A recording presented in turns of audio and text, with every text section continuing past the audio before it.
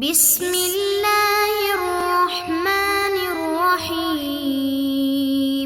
عزیز طلباء، آج ہمارا نصیحت نمبر 40 ہے۔ بسم اللہ الرحمن الرحیم۔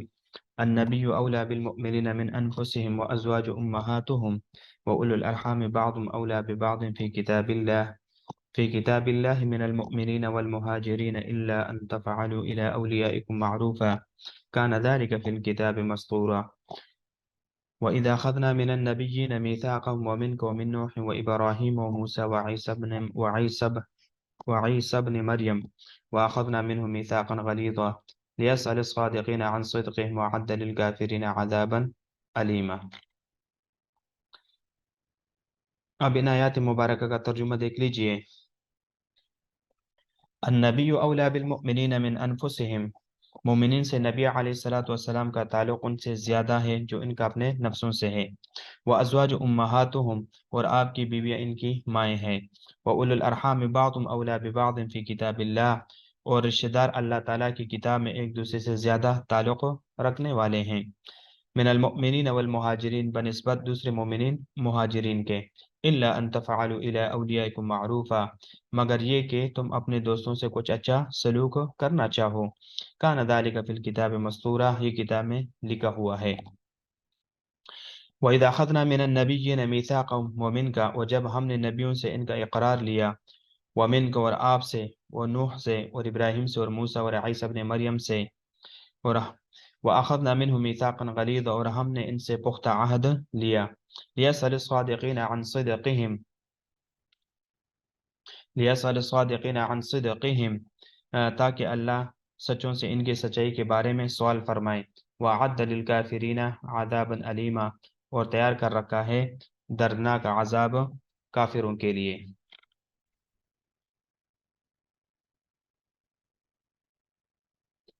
اب دیکھ لیجئے، النبیوں میں الف لام یہ عہد کا ہے، مراد سے نبی علیہ السلام ہے۔ اولا یہ اسم تفضیل کا صیغہ ہے، معنی ہے زیادہ قریب، زیادہ لحق، زیادہ مستحق۔ مادہ ولیہ سے ہے، جس کا اصل معنی ہے پے در پہ واقع ہونا، تو اس لحاظ سے قریب کے معنی میں اس کا استعمال ہوتا ہے۔ المؤمنین سے مراد انصار ہے، مؤمنین سے مراد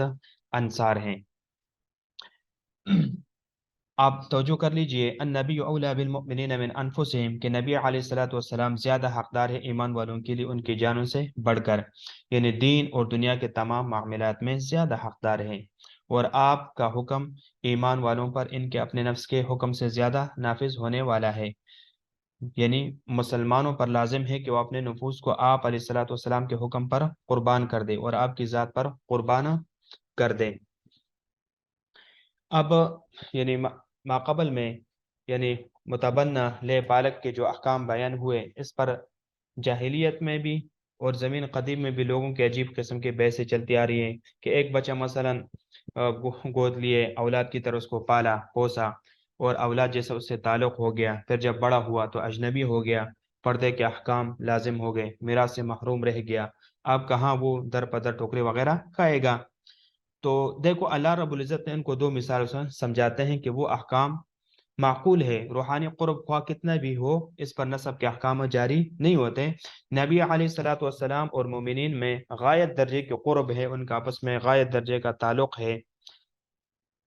لیکن امت کے دیکھو وہ امت کے باپ ہے اور ان کی ازواج امت کی مائیں ہیں، مگر یہ روحانی تعلق ہے۔ چنانچہ یعنی مومنین سے نبی علیہ السلام کا یعنی نبی علیہ مومنات سے نبی علیہ السلام کا نکاح جائز ہے، حالانکہ وہ بیٹیاں ہیں، اور ازواج سے مومنین کو پردے کا حکم ہے، حالانکہ وہ مائیں ہیں، کیونکہ یہ روحانی تعلق ہے، اس پر نسب کے احکام جاری نہیں ہوتے۔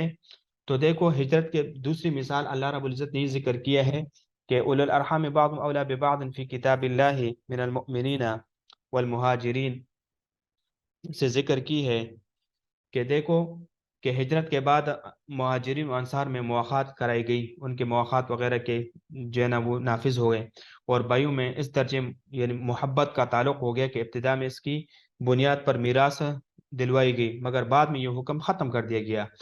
اور قرابت داروں کو میراث کا مستحق ٹھہرا دیا، کیونکہ یہ دینی اخوت ہے۔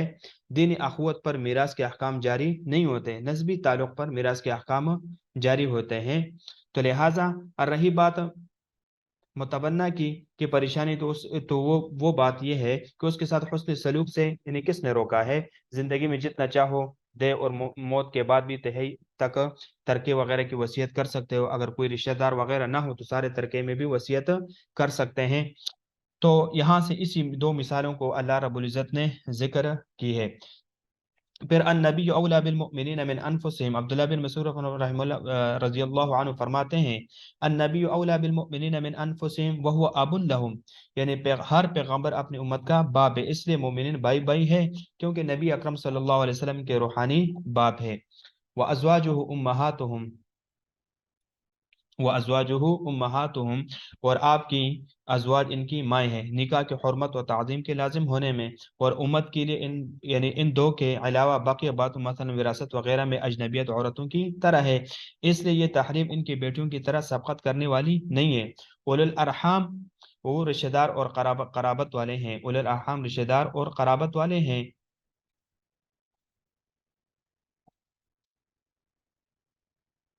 بعضهم اولا ببعض، وہ ایک دوسرے سے زیادہ تعلق رکھتے ہیں سلسلہ میراث میں۔ اولا ببعضهم یعنی سلسلہ میراث میں ایک دوسرے سے زیادہ تعلق رکھتے ہیں، یعنی مسلمان ابتدائی اسلام میں دین و ہجرت کی بنیاد پر وارث بنتے تھے، جیسے کہ میں نے قبل بھی ذکر کیا، قرابت داری کی بنیاد نہ تھی، پھر یہ حکم منسوخ ہو گیا اور میراث کو قرابت کے حق سے متعلق کر دیا گیا۔ فی کتاب اللہ، یعنی اللہ تعالیٰ کی کتاب میں، اس حکم یعنی لوح معنی ہے کہ لوح محفوظ میں، یعنی اس میں جو اللہ تعالیٰ نے مقرر کر دیا، من المؤمنین والمہاجرین، من المؤمنین والمہاجرین بنسبت دوسرے مومنین اور مہاجرین کے، یعنی اولو الارحام کا بیان بھی یہ من المؤمنین من جو ہے یہ اولو الارحام کا بیان بھی بن سکتا ہے، مطلب یہ ہوگا کہ ان میں سے جو قریبی رشتہ دار ہے وہ جانب کی نسبت وراثت کے زیادہ حقدار ہے، تو یہ من بیانیہ کے لحاظ سے معنی ہے۔ اور اگر من ابتدائیہ ہو تو مطلب یہ ہوگا کہ رشتہ دار حق کی قرابت میں میراث کے زیادہ مستحق ہے ایمان والوں سے، یعنی انصار سے ولایت فی الدین کے باعث اور مہاجرین سے حق ہجرت کے سبب۔ الا ان تفعلوا الى اولیائکم معروفا،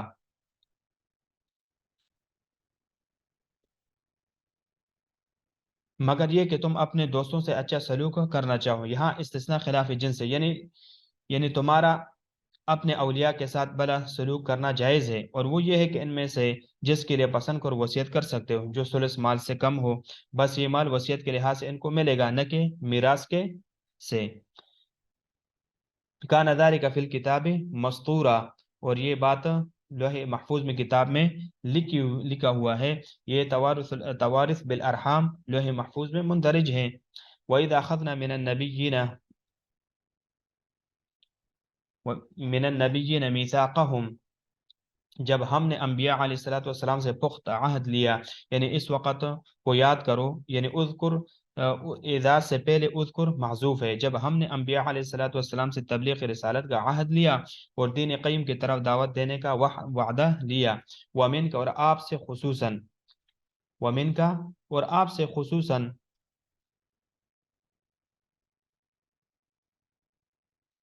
من نوح، دیکھو یہاں پر یہ نقطہ سمجھ لیجئے کہ جناب نبی کریم صلی اللہ علیہ وسلم کو نوح اور بعد والے انبیاء علیہ الصلوۃ والسلام پر مقدم کیا، کیونکہ یہ عطف بیان فضیلت کے لیے،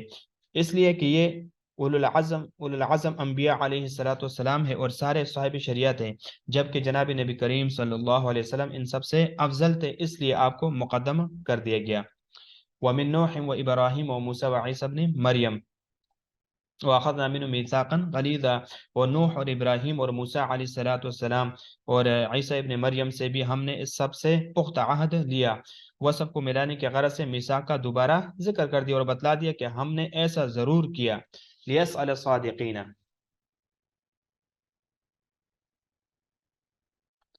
لِيَسْأَلَ الصَّادِقِينَ عن صدقهم، تاکہ اللہ تعالیٰ تحقیق کرے یعنی صادقین سچوں سے، یعنی انبیاء علیہ الصلوۃ والسلام سے، عن صدق ان کے سچائی کے متعلق جو انہوں نے کہا اپنے اقوام کو، تاکہ اللہ تعالیٰ انبیاء علیہ الصلوۃ والسلام کی تصدیق کرنے والوں سے پوچھے، کیونکہ جس نے صادق کو صدقتا کہا وہ اپنی بات میں سچا، یا یہ ہے کہ تاکہ انبیاء علیہ الصلوۃ والسلام پوچھے کہ ان کی امتوں نے ان کو کیا جواب دیا، اور وہ اللہ تعالیٰ کے اس ارشاد میں مذکور ہے، یوم یجمع اللہ الرسل فیقول ماذا اجبتم وَأَعَدَّ لِلْكَافِرِينَ عَذَابًا أَلِيمًا۔ وَأَعَدَّ لِلْكَافِرِينَ عَذَابًا عَلِيمًا، اور اس نے تیار کر رکھا ہے کافروں کے لیے، یعنی جو رسولوں کا انکار کرنے والے ہیں، عذابًا علیما، دردناک عذاب۔ اعد للکافرین، اس کا عطف اخذنا پر ہے، کیونکہ معنی اس طرح ہے کہ بلا شبہ اللہ تعالیٰ نے انبیاء علیہ الصلوۃ والسلام کو پختہ طور پر حکم دیا کہ وہ اس کے دین کی طرف دعوت دے، تاکہ ایمان لانے والوں کو ثواب سے نوازا جائے، اور انکار کرنے والوں کے لیے اس نے دردناک عذاب تیار کر رکھا ہے۔ یا جس پر لیسأل الصادقین دلال کر رہا ہے، وہ اس طرح فرمایا کہ بس اس نے ایمان والوں کو ثواب دیا اور کافروں کے لیے عذاب تیار کر رکھا ہے۔ اب اس صورت کے دیکھو، اس صورت کے شروع میں یعنی اللہ رب العزت نے پہلی آیات میں فرمایا یا ایھا النبی اتق اللہ، اے پیغمبر اللہ سے ڈرے، یعنی اس کے احکام کی تعمیل کرے اور کافروں اور منافقوں کا کہنا نہ مانے۔ یہ پوری صورت اسی صورت آیات کی تفسیر ہے۔ ایک معاملہ بیان ہو چکا، یعنی منافقین نے نبی علیہ الصلوۃ والسلام کو طرح طرح کی باتیں سنائی، طرح طرح کی باتیں انہوں نے گڑھی، اس کا پورا یعنی بیان پورا ہوا۔ اب یہاں سے آگے یا ایھا الذین آمنوا، یا ایھا الذین آمنوا اذکروا اللہ، یا ایھا الذین آمنوا اذکروا نعمت اللہ علیکم، یہاں سے آگے اب غزوہ احزاب اور قریظہ کا بیان شروع ہوتا ہے۔ اب غزوہ احزاب اور غزوہ قریظہ وغیرہ کے احکام وہ انشاءاللہ ہم نیکسٹ درس میں پڑھیں گے۔